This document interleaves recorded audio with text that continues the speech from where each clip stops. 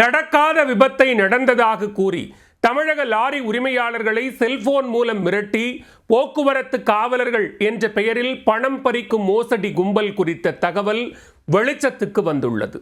நூதன முறையில் மிரட்டி போன்பே மூலம் பணம் பறிக்கும் கும்பலின் பின்னணி என்ன? எமது தொழில் மோசடி செய்து பணம் பறிப்பது என எவ்வித தயக்கமுமின்றி நூதன முறையில் ஏமாற்றும் நபர்கள் ஏராளமாக பெருகி வருகின்றனர். ஒரு போன் நம்பர் போதும் உன்னை மிரட்டி பணம் பறிக்க என்பதுதான் இன்றைய டிஜிட்டல் உலகின் நிதர்சனமான உண்மையாக நிலவி வருகிறது. அப்படி ஒரு கும்பல் லாரி உரிமையாளர்களை மிரட்டி போன்பேயில் பணம் பறிக்கும் சம்பவம் தற்போது நெடுஞ்சாலைகளில் அரங்கேறி வரும் ட்ரெண்டிங் மோசடியாக வலம் வந்து கொண்டிருக்கிறது. லாரி உரிமையாளர்களே உஷாராக இருங்கள் என எச்சரிக்கும் அளவுக்கு போலீஸ் போர்வையில் மிரட்டி பணம் பறிக்கும் அந்த மோசடி கும்பல் குறித்த முழுமையான பின்னணி என்ன? 1500 సార్ కొంచెం చూసి సార్ 1000 రూపీస్ తీసుకో సార్. 1000 ஓகேவா?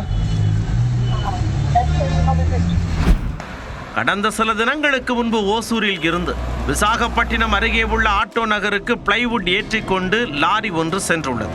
அந்த பிளைவுட்டுகளை இறக்கிவிட்டு ஊருக்கு திரும்பும் போது 2 பேர் சாலையின் குறுக்கே வந்து லாரியை மறித்துள்ளனர். பல்காக போலீஸ் கட்டிங்குடன் வந்த அவர்கள் தாங்கள் போக்குவரத்து காவலர்கள் என கூறி லாரி ஓட்டுநரை விசாரித்துள்ளனர். தற்போது நோ என்ட்ரி டைம் என்றும் நகருக்குள் லாரி செல்லக்கூடாது என்றும் கூறியுள்ளனர். இதனால் அந்த லாரி டிரைவர் சென்னையில் உள்ள தனது உரிமையாளர் ஜெகதீஷுக்கு தகவல் சொல்ல அவரும் அனுமதிக்கப்பட்ட நேரத்தில் லாரியை எடுத்து வரும்படி தெரிவித்துள்ளார். போக்குவரத்து காவல்துறையினர் என கூறிய அந்த நபர்கள் லாரியை போட்டோவும் எடுத்துக் கொண்டனர். மேலும் லாரியில் எழுதியிருந்த லாரி அலுவலக எண் மற்றும் உரிமையாளர் செல்போன் எண்களை குறித்து கொண்டுள்ளனர். அதன்பின் இரவு 10 மணி அளவில் லாரி டிரைவர் அங்கிருந்து லாரியை எடுத்துக்கொண்டு கிளம்பி இருக்கிறார். லாரி ஒரு 30 கிலோமீட்டர் சென்றபின்தான் அந்த போலி போக்குவரத்து காவலர்கள் தங்கள் வேலையை தொடங்கி இருக்கின்றனர். தாங்கள் குறித்து வைத்திருந்த சென்னையில் உள்ள லாரி உரிமையாளர் ஜெகதீஷ் செல்போன் எண்ணிற்கு தொடர்பு கொண்ட அவர்கள் போக்குவரத்து உதவி ஆய்வாளர் ராம்பாபு பேசுவதாக மிரட்டல் துணியில் பேசியுள்ளனர். உங்கள் லாரி ஆட்டோ நகரில் ஒரு இருசக்கர வாகனத்தில் மோதிவிட்டு நிற்காமல் சென்று விட்டதாகவும் வண்டியில் இருந்த கைக்குழந்தை கீழே விழுந்து காயமடைந்து விட்டதாகவும் கூறியுள்ளார். அவர்களை மருத்துவமனையில் சேர்த்துள்ளோம். உங்கள் லாரியை எங்கு செல்கிறதோ அங்கேயே நிறுத்தச் சொல்லுங்கள் என்று தெலுங்கில் பேசிவிட்டு போனை துண்டித்து விட்டார்.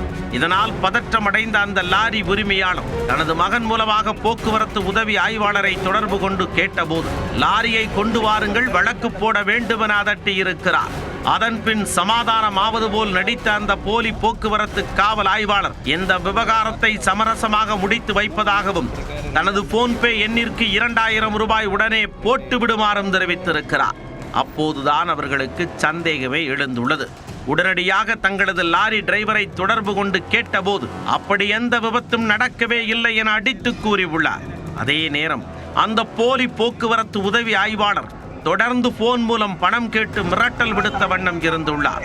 2000 ரூபாயில் ஆரம்பித்து கடைசியில் 1000 ரூபாய் போடுங்கள், கேஸை முடித்து விடுகிறேன் என்று அந்த நபர் இறங்கி வந்திருக்கிறார்.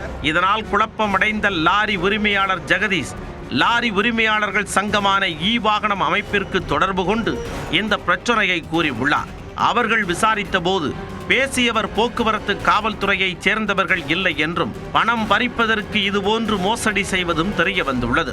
இது குறித்து வாகன் அமைப்பின் தலைவர் கணேஷ்குமார் கூறுகையில், இதுபோன்று கும்பல்களை கண்டு பயப்பட வேண்டாம், அங்குள்ள காவல் நிலையங்களில் தைரியமாக புகார் கொடுங்கள் என்று லாரி உரிமையாளர்களை அறிவுறுத்தி உள்ளார். சார், நான் எஃப்ஐஆர் போடாமல் காம்ப்ரமைஸ் ஆகி போகிற மாதிரி நான் முடிவு பண்ணுறேன். அதனால் நீங்கள் எனக்கு ஒரு 1500 ரூபா மட்டும் பணம் கொடுங்கங்கிறாங்க.